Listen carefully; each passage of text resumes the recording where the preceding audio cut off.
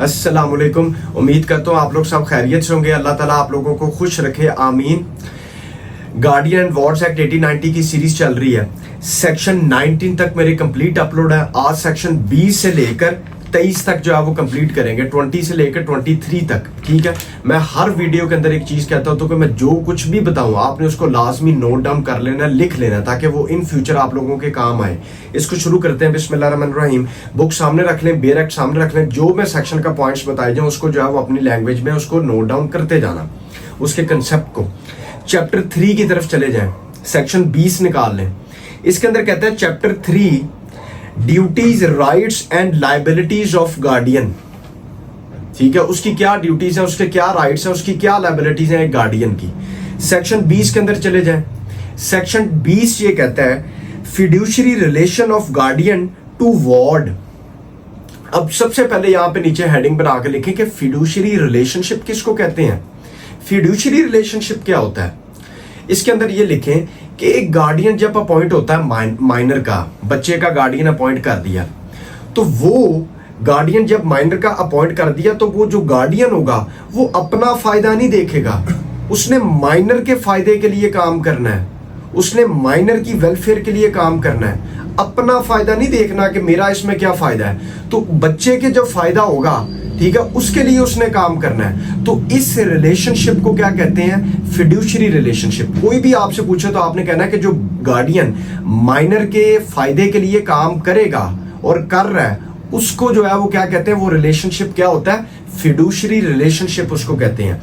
और जब जो भी फिड्यूशरी रिलेशनशिप में गार्डियन ने माइनर के साथ मतलब उसकी वेलफेयर के लिए काम किया है, ठीक है, और माइनर जो है वो मेजर हो गया, बच्चा जो है वो बड़ा हो गया, तो वो बाद में इनकार नहीं कर सकता कि नहीं जी इसने मेरी अच्छी ये नहीं किया, फलां नहीं किया। वो इनकार नहीं कर सकता, बल्कि वो कहेगा हाँ जी इसने मुझे अच्छे स्कूल में पढ़ाया, इसने मेरी अच्छी तरबियत की है, इसने मेरा ख्याल रखा है, इसने हर ड्यू केयर जो है वो की है, तो लिहाजा बाद में उससे जो है वो मुकर नहीं सकता, इनकार नहीं कर सकता। तो इसको कहते हैं फिड्यूशरी रिलेशनशिप, के अपने फायदे के लिए नहीं सोचना, बच्चे के फायदे के लिए सोच के उसकी देखभाल के लिए उसका काम करना है गार्डियन ने।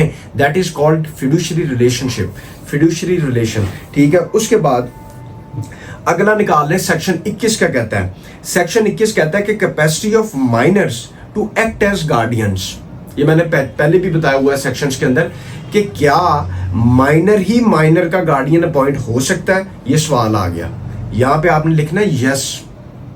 नॉर्मली जनरली ये होता है कि गार्डियन जो है वो एक्ट नहीं कर सकता एज मतलब माइनर जो है वो एक्ट नहीं कर सकता as a guardian, minor act नहीं कर सकता as a guardian. Normally generally ये रूल है, लेकिन सेक्शन 21 के तहत सेक्शन 21 के अंदर एक्सेप्शन में दिया गया है कि हाँ कर सकता है वो act as a guardian, minor ही, अपनी वाइफ और अपने बच्चे की हद तक, अदरवाइज इसके अलावा नहीं कर सकता, किसी और थर्ड पर्सन का नहीं आप बना सकते। इसको मैं आपको एग्जांपल से समझा देता हूं। सिंपल इसके एग्जांपल है कि एक लड़के की उम्र है 16 साल, लड़की की भी उम्र 16 साल है, शादी हो गई, ठीक हो गया। अब नीचे बच्चा पैदा हो गया 1 साल बाद। अब जो बच्चा है ऑब्वियसली माइनर है, ठीक हो गया। अब वो जो उसके पेरेंट्स हैं वो क्या हुए, 17 साल के हो गए, तो वो क्या हुए, 18 के तो नहीं है, 17 साल के हैं, तो 17 साल के जो है वो क्या हुए, माइनर है। तो अब वो जो पेरेंट्स हैं वो माइनर के नेचुरल गार्डियंस हैं, ठीक हो गया। अब वो क्या है, नेचुरल गार्डियंस हैं। बेशक वो माँ बाप भी माइनर है, बच्चा ऑटोमेटिकली माइनर है, ऑब्वियसली माइनर है, ठीक है। तो इस सेंस के अंदर वो क्या हुए, बच्चे के गार्डियन हो गए। तो अब इस सेंस में माइनर जो है वो एक्ट क्या कर रहे हैं, एज अ गार्डियन, ये हो गया। उसके बाद आपसे कोई सवाल पूछता है कि क्या माइनर ही माइनर का गार्डियन अपॉइंट हो सकता है, तो आपने कहना है yes, under section 21 of guardian and wards act 1890 के तहत जो है वो माइनर ही माइनर का गार्डियन अपॉइंट हो सकता है, ठीक है। उसके आगे एक लफ्ज दिया हुआ एक्सेप्शन के आगे के आगे दिया हुआ है कि गार्डियन जो है वो किस सेंस में अपॉइंट हो सकता है, माइनर अपने बच्चे की हद तक और अपनी वाइफ की हद तक। वाइफ जो है वो छोटी उम्र में शादी कर लेती है, जैसे 16 साल में, 18 साल लिखी हुई है मेजर, 16 साल में जो है वो शादी कर लेती है, तो उसका हस्बैंड जो है अपनी वाइफ का गार्डियन अपॉइंट हो सकता है, और अपने बच्चे का तो ऑटोमेटिकली नेचुरल गार्डियन है, अपनी वाइफ का गार्डियन अपॉइंट हो सकता है। तो सेक्शन 21 ये कहता है कि माइनर जो है वो एक्ट कर सकता है एज अ गार्डियन अपने बच्चे की हद तक और अपनी बीवी की हद तक। यहां तक कंसेप्ट क्लियर है। उसके बाद ये आगे लिख भी लेना, yes minor can be appointed as a guardian of the minor under section 21, ठीक है। उसके बाद सेक्शन 22 की तरफ चले जाएं। सेक्शन 22 ये कहता है रीमनरेशन ऑफ गार्डियन। इसको क्या कहते हैं? रीमनरेट का मतलब होता है मुआवजा, ठीक है। मुआवजा इस सेंस में है कि एक गार्डियन अपॉइंट हो गया, एक पर्सन को गार्डियन अपॉइंट कर लिया, वो पर्सन का हो गया, प्रॉपर्टी का हो गया या दोनों का हो गया, तो उसके लिए जो उसने उसकी सर्विसेज हैं, उसने बच्चे की देखभाल के लिए जो मेहनत की है, स्ट्रगल की है, उसके बदले में उसको सब्स्टिट्यूट में कोर्ट जो है वो उसको क्या कर सकती है? ऑर्डर पास कर सकती है कि इसको रीमनरेशन दिया जाए, इसको मुआवजा दिया जाए, इसके बदले में इसका हक बनता है, इसका राइट है। तो कोर्ट ये ऑर्डर पास कर सकती है कि इसको दिया जाए।